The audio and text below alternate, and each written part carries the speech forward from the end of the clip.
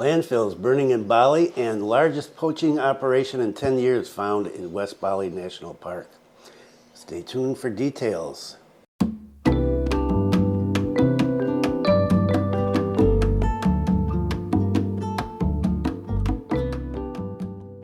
Welcome to the latest news from Bali and Indonesia. This is October 18th, 2023, and my name is Bruce, and Selamat Siang. What is the weather like today? Wow, still hot, 29.5 degrees Celsius, humidity 78%, wind speed 12.4 kilometers per hour here in Kampung Bugis. And last night at 11 o'clock, it was 30.9 degrees Celsius, so it is hot. Hot. Is the rain coming? I don't know, and that's a big question we're going to be talking about in just a minute. So I was at immigration the other day. For those of you that have to do the mutasi passport, you have to change your passport because you've got a new passport and you need to get your visa from your old passport into your new passport. Simple these days. Yeah, I did mine up here, of course, in Singaraja at the immigration office, which is a temporary one. They've moved it while they're making looks like a huge building where the old one was. And I just went online to the Singaraja immigration website. They had 3 documents I had to have. They had instructions. I downloaded the documents, filled them out here, put a stamp on it, and made some photocopies of everything and took it to immigration, and I was done in an hour. And it was only an hour because there were a lot of people there. Even before 8 o'clock, there were over a dozen people waiting to get in. And so it took a little time waiting, but otherwise, the gentleman looked at my documents. He said, "You got everything? That's all filled out okay." And he said, "Here, come back on Friday," and gave me a receipt with the fee of $0. Good news.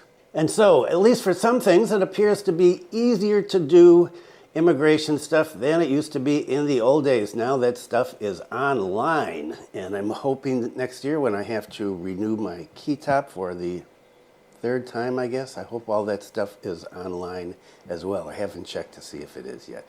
So, that's it. I hope the weather is good wherever you are, and I hope you are not down close to any of the dumps that are burning, and so let's get into that. Threat of waste crisis in Denpasar due to landfill fire. Of course, you probably heard about this already. It's been going on for a number of days. The waste management crisis is looming over Denpasar area. 3 final disposal sites, TPAs, caught fire at almost the same time so that rubbish from Denpasar could not be thrown into the landfill. After the Suwung landfill caught fire, the Madung landfill in Tabanan caught fire, and the Timisi landfill also, which was supposed to be a short-term solution for disposing of waste from Denpasar, it also caught fire. The Timisi landfill fire occurred in the early hours of Monday, 2 days ago. In fact, since last Saturday, rubbish from Denpasar had been being dumped at that landfill. Due to the fires at a number of landfills, rubbish at the Kauai Island temporary disposal site in Denpasar spilled out onto the streets on Sunday. However, by Monday morning, it had been cleaned up. The piles of rubbish at the Lumintang TPS in Seram Island are also similar. According to an authority, he said the overflow occurred because Suwung can't be used because it's on fire. And he revealed that a number of refugees have been affected by smoke from the Suwung final disposal site. And the number of refugees up to 63, according to yesterday. Dozens are now being evacuated to a multi-purpose building in the Sarangan sub-district office in Denpasar.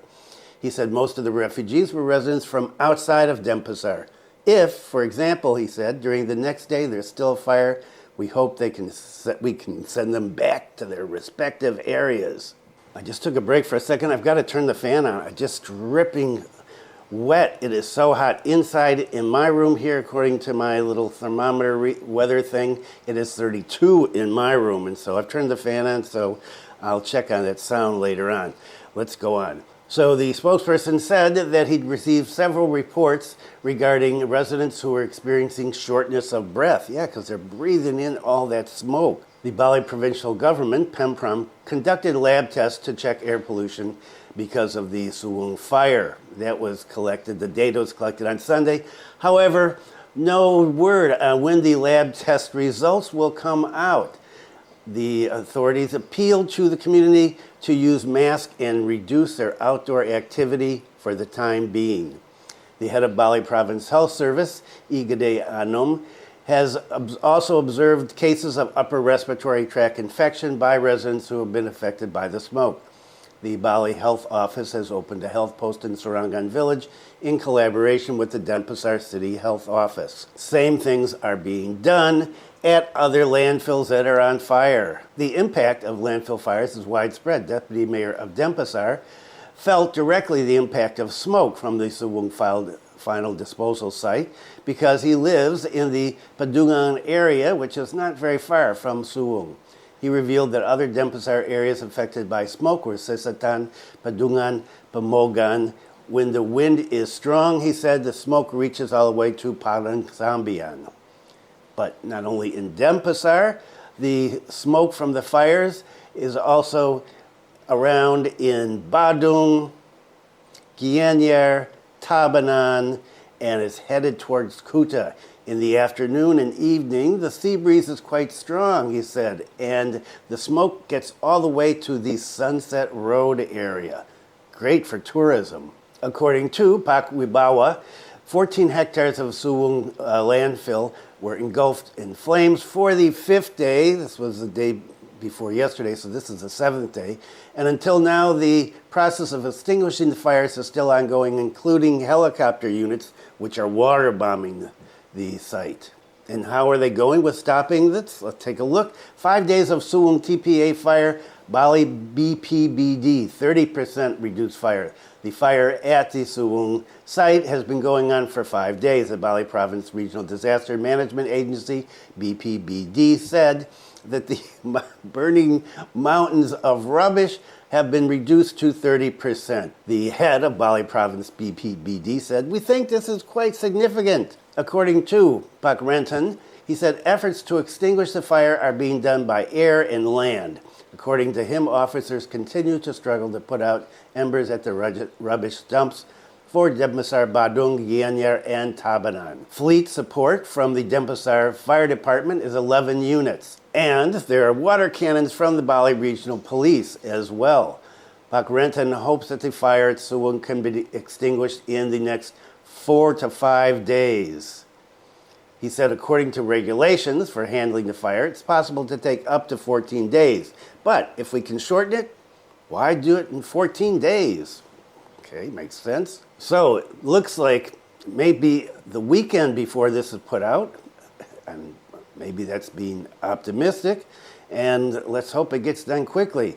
You've got the residents now who are having respiratory problems, and as I mentioned just briefly before, this cannot be good for tourism.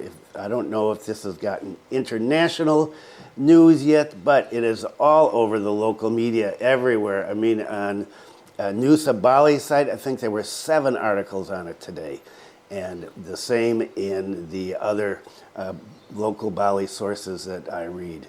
So this is a huge issue, as it well should be, and again shows that the garbage situation here is not under control. It is, in fact, out of control. And what about here in Bulaling? We've been a little luckier. Garbage is flushed 3 times a day.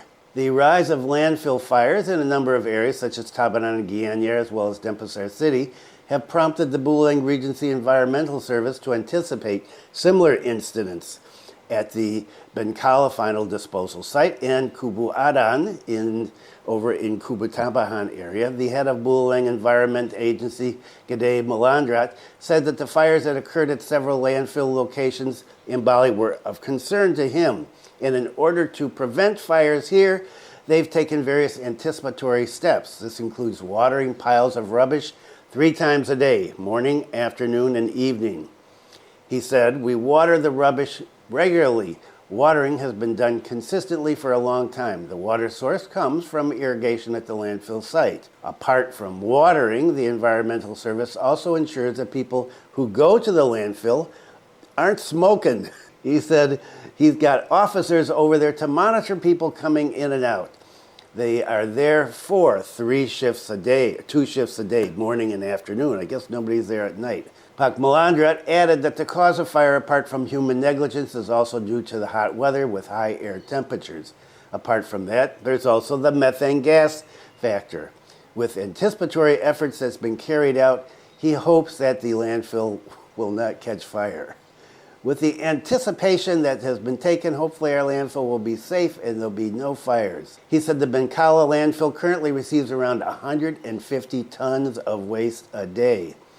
He said this is normal. However, the trash pile is over capacity. He said the height of waste is almost 17 meters.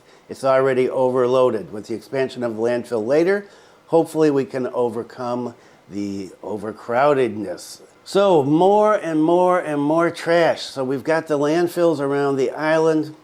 A number of them are on fire now. In the places where they're not on fire, the government is working to keep them from bursting into flames. Too much trash, too many people, a too little island. Acting governor reminds waste handling from source. The acting governor, Pagjaya, will allocate the majority, around 50 to 70% of the funds from the forced tourist levy, which will take place in February 2024. Those will be used for waste management. So the money that you're going to pay to get in starting in February, the 150,000 rupees, 50 to 70% of that, the acting governor said, is going to be used to deal with waste management. Following up on developments in handling the waste problem resulting from the burning of the Suwung landfill, acting governor has appreciated the efforts of the Sarbagida Regency city government, which worked together to handle the waste problem caused by the fire. And even companies are getting involved, such as Pertamina, PLN, Polindo, and KEK Kura Bali. The acting governor said the public needs to learn lessons from this incident. He said we need to evaluate and organize waste handling. He requested that source-based waste handling be optimized. He said it would be good if existing villages learned about waste management from villages that have been successful. Ask them if they can study there. Yes, observe, imitate, modify so that waste handling is truly optimal. He also said he would ensure that village funds are allocated for waste management so that source-based waste management is truly implemented well. On the other hand, he also emphasized the paradigm shift is needed in handling waste in society. He said, we can start with schools, middle schools, high schools, even elementary schools. We encourage acceleration. He requested that schools be able to independently manage waste, especially organic waste, by adopting the modern methods by making compost wells so that they can minimize all of the waste being thrown into the landfills. And the acting governor has asked for input from districts and cities regarding the technical use of the funds coming from tourists, and has also asked the regional government, the provincial government, for help on how to technically deal with this. He said, I hope in 2024 the waste problem will be resolved because of the funds available. We will discuss this specifically later. So at this point, according to some sources, we're in a crisis of waste management because our landfills are burning, and where are we going to put the trash? Because we're coming up with tons of trash. If we're coming up with 150 tons a day here in Bulang, imagine what they're doing down in the Denpasar area, where there is a lot more stuff going on, a lot of people, a lot of tourists, a lot of hotels, a lot of clubs, all of that stuff. They must have an enormous amount of trash. As I was reading these articles, I was reminded about 25 years ago, an American that I know was here, came to Bali, and had heard a lot about it. He was very excited to be here.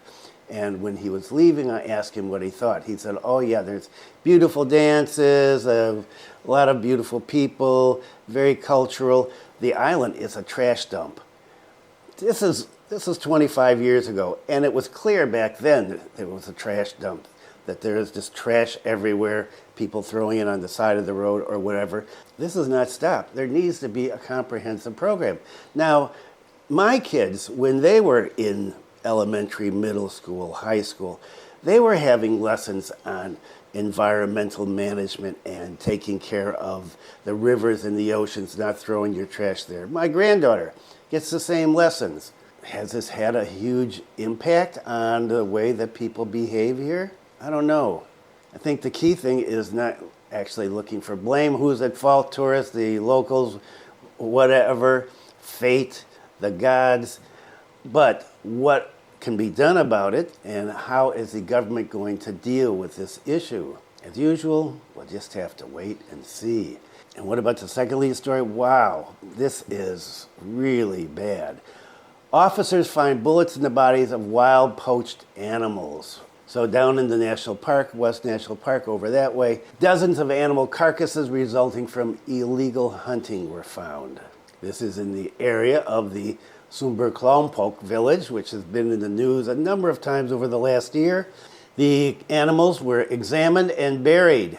They were all declared dead due to gunshot wounds in the neck. There were 11 deer that died, along with 3 boars, males and females both. From the results of the examination, the animals that died ranged in age from 4 to 5 years. He said all of them are adults. The deer already have horns. It's suspected that the perpetrators of this illegal poaching are targeting animals in the area for consumption or simply to channel their hunting hobby. Oh yeah, great.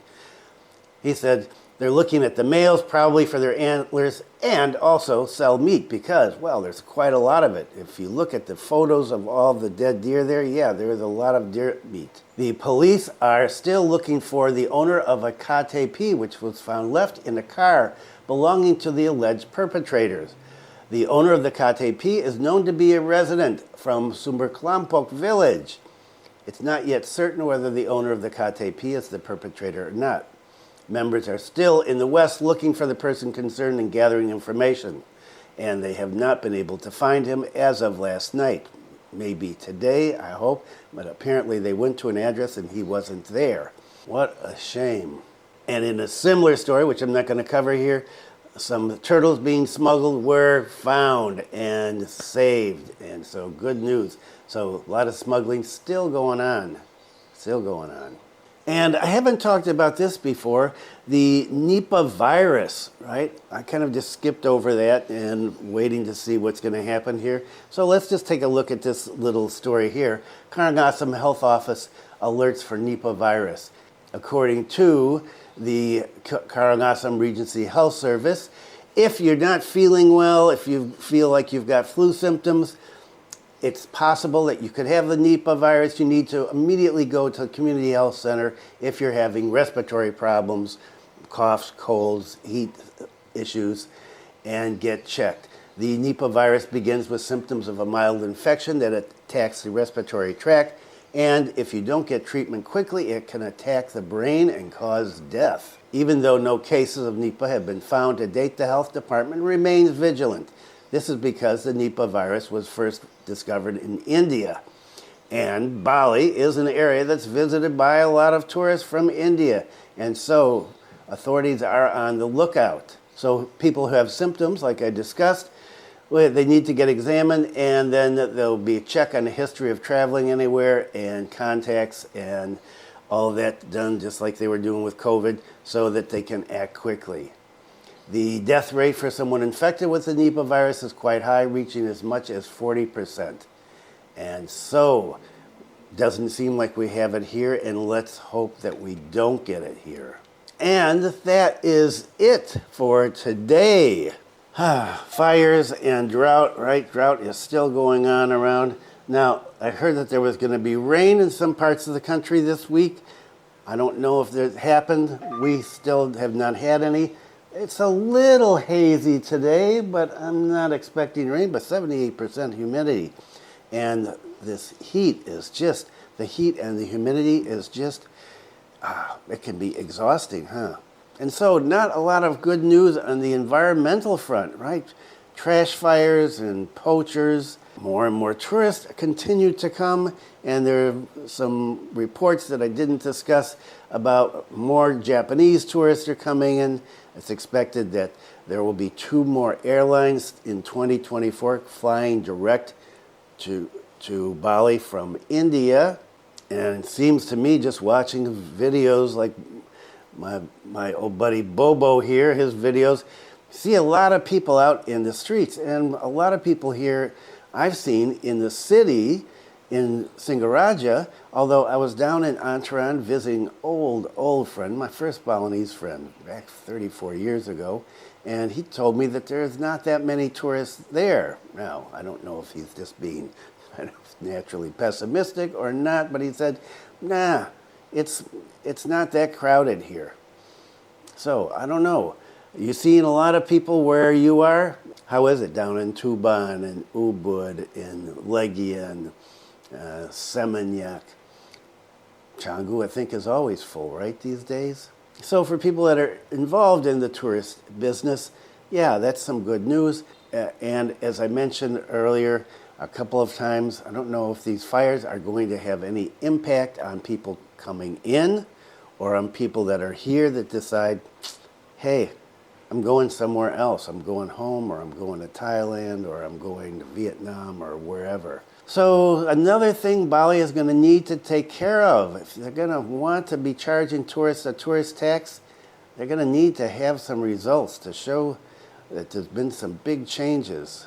Okay, and this is the 18th, and so coming up soon, I think next Monday, a lot of the new visa regulations are supposed to go into effect from what was said in the past. Now, who knows what's actually going to happen? Stick around on the 22nd, 23rd, 24th. I'll have a report on what is happening in terms of implementing the visas and if there have been any changes now that the visas are actually going to go into effect. Okay, thanks for viewing. Be kind to someone today. Stay safe. And I will see you next time. Have a great week.